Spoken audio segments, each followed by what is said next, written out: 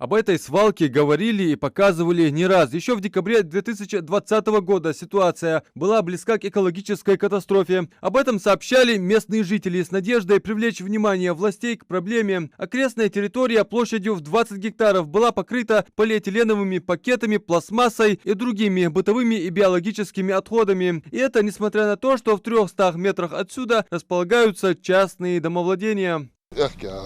وواخش حاري شلتها حج وزواج شلش جدني تخندوا أشلا موزي تيقر جيش بيعملوا حمد سجر حوش واش نريك قلبي سوالك زايخ شون بارغتو يرهني عش جرسكو شرتا ياش ميير يقول س أدرس جرسكو ميير خذ مشت متر 200 300 ونخي نوخش عكوس جريجي حج زبالة.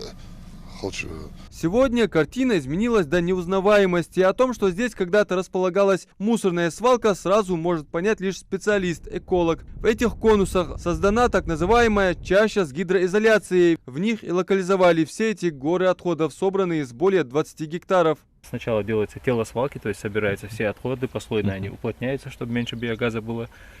После этого устанавливается защитный экран от свалки, устраивается из георешеток, различных текстильных материалов, различных материалов гидроизолирующих и тризопласт, такой слой специальный, который после начала его работы, скажем так, вода не поступает в тело свалки. Мусорную свалку здесь ликвидируют методом рекультивации. Многими российскими учеными он признан экологически безопасным, поясняет Адам Баркинхоев. По такому же сценарию закрыта свалка в Назрани, Карабулаке и в сельском поселении Нестеровское, с одной лишь разницей. Мусор оттуда вывозили в полигон. Здесь же его по сути зарыли в землю, с тем условием, что экологической ситуации это нисколько не угрожает. Напротив, так очистится почва. Можно даже пасти скот. Когда мы отходы размещаем, происходит выход биогаза в результате гниения отходов.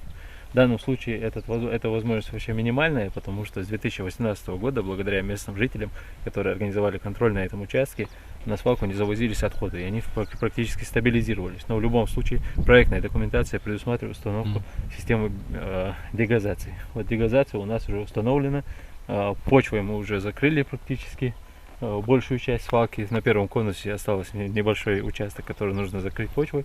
Дальше мы устраиваем дороги, сделали лотки для ливневого стока, сделали систему сбора фильтрата от свалки. Ну, в принципе, основная работа сделана, более 90% мы работу уже выполнили. Рекультивация мусорной свалки проводится в рамках реализации федеральной программы «Чистая страна» нацпроекта «Экология». Работы здесь начали в 2021 году. К декабрю текущего года планируют закончить. После того, как мы дорогу сделаем, почву полностью отсыпем, посеем траву, после этого уже мы проведем демонтаж всех конструкций, которые временные здесь есть, забор, плиты, вот эти, это все. Там тоже положим почву и полностью засеем травой. В итоге у нас будет 3 пригорка таких, на которых будет расти трава.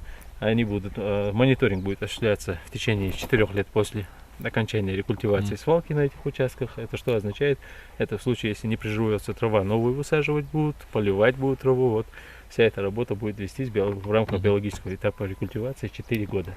Годовое количество отходов в России составляет 30 миллиардов тонн. 95% из этого числа остаются гнить на полигонах твердых бытовых отходов, а на переработку отправляют всего 5%. Региональные экологи ставят перед собой цель ликвидировать все свалки в республике. Стоит отметить, что таковыми считаются порядка 12 межпоселенческих мест сбора отходов, устранение которых не предусмотрено в рамках нацпроекта «Экология». Однако по планам Минприроды Ингушетии их включат в отдельную федеральную программу. Адам Мережков, Мухаммад Белакиев, новости 24.